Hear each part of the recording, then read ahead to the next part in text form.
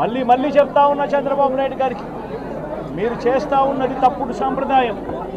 ఇది కనుక కొనసాగింది అని అంటే రేపు పొద్దున ఏం జరుగుతుంది అని అంటే, ఈరోజు మీ ప్రభుత్వం ఉంది, చాలా వేగంగా మీ ప్రభుత్వం కూడా తుడిచిపెట్టుకొని పోతుంది. ఆ తర్వాత మళ్ళీ మా ప్రభుత్వం వస్తుంది. ఆ తప్పుడు మా ప్రభుత్వం వచ్చినప్పుడు కార్యకర్తలు నేను వద్దు వద్దు అని చెప్పినా కూడా వినకుండా ఆ కార్యకర్తలు చంద్రబాబు నాయుడు గారి తెలుగుదేశం పార్టీ వాళ్ళందరికీ కూడా బుద్ధి చెప్పే పరిస్థితి కూడా చంద్రబాబు నాయుడు గారు బీజం వేస్తూ ఉన్నారు ఈరోజు. దయచేసి నేను చంద్రబాబు నాయుడు గారికి చెప్తా ఉన్నా, ఈ తప్పుడు సాంప్రదాయాలను ఇంతటితో ఆపండి. ఈ తప్పుడు సాంప్రదాయాలు పెద్దయ్యాయి, వృక్షాలైనాయి అనంటే ఆ తర్వాత ఆపడం ఎవరి చేత కాకుండా పోతుంది. ఇప్పటికే లా అండ్ ఆర్డర్ అనేది గాడి తప్పింది. ఇప్పటికే ఏం జరుగుతూ ఉంది అన్నది మీకే తెలియకుండా కూడా జరిగేంత దారుణమైన పరిస్థితిలోకి ఈరోజు లా అండ్ ఆర్డర్ పోతూ ఉంది.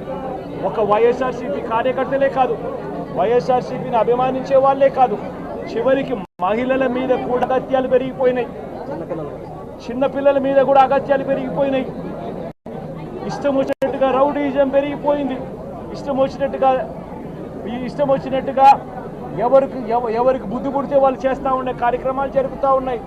లా అండ్ ఆర్డర్ పూర్తిగా గాడి తప్పిన పరిస్థితులు కనిపిస్తూ ఉన్నాయి. ఇప్పటికైనా చెప్తా ఉన్నాను, హెచ్చరిస్తూ ఉన్నాం, మరొక్కసారి కూడా చెప్తా ఉన్నాం.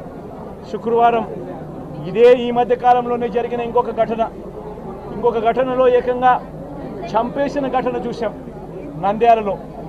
శుక్రవారం నేను అక్కడికి కూడా పోతా ఉన్నాను. ఆ ఘటనను కూడా ఒకసారి రాష్ట్రం దృష్టికి, దేశం దృష్టికి కూడా తీసుకొని పోయే ప్రయత్నంలో భాగంగా అక్కడికి కూడా వెళ్ళి జరిగిన అగాత్యం, జరిగిన అన్యాయం అక్కడ కూడా హైలైట్ చేసే కార్యక్రమం కూడా చేస్తాం. ఖచ్చితంగా హైకోర్టు తలుపులు తడతాం, అవసరమైతే సుప్రీంకోర్టు తలుపులు కూడా తడతాం. ఇప్పటికే ప్రధాన రాజకీయ పక్షాలన్నింటికీ కూడా రాష్ట్రంలో జరుగుతూ ఉన్న అన్యాయాల గురించి వివరించడం జరిగింది. ఇక హైకోర్టు, సుప్రీంకోర్టు గడపలు కూడా గట్టిగా వాళ్ళ తలుపులు కూడా కొట్టే కార్యక్రమాలు గట్టిగా చేస్తాం. రాష్ట్రంలో జరుగుతూ ఉన్న ఈ అన్యాయాలు, ఈ ఆక్రందనల మీద ఎందుకు ప్రెసిడెంట్ రూల్ విధించకూడదు అని చెప్పి కూడా గట్టిగా వాళ్ళని అడిగే కార్యక్రమం కూడా చేస్తాం. గవర్నర్ గారిని కూడా ఈ విషయంలో కలగజేసుకోవాల్సిన అవసరం ఉంది అని చెప్పి కూడా గవర్నర్ గారిని కూడా ఈ సందర్భంగా విన్నపిస్తూ ఉన్నాం. ఇవన్నీ కనీసం మీరన్నా సుప్రీంకోర్టు జడ్జిగా పనిచేశారు, కనీసం మీ సమక్షంలో మీరు ఉండగానే ఇవన్నీ ఈ రాష్ట్రంలో జరుగుతూ ఉన్నాయి. దయచేసి మీరు కూడా కాస్తో కూస్తో చూసేసి ఉన్నట్టుగా పోకుండా మీరు గట్టిగా ఇన్వాల్వ్ కమ్మని చెప్పి గవర్నర్ గారిని కూడా ఈ సందర్భంగా విజ్ఞప్తి చేస్తూ ఉన్నారు.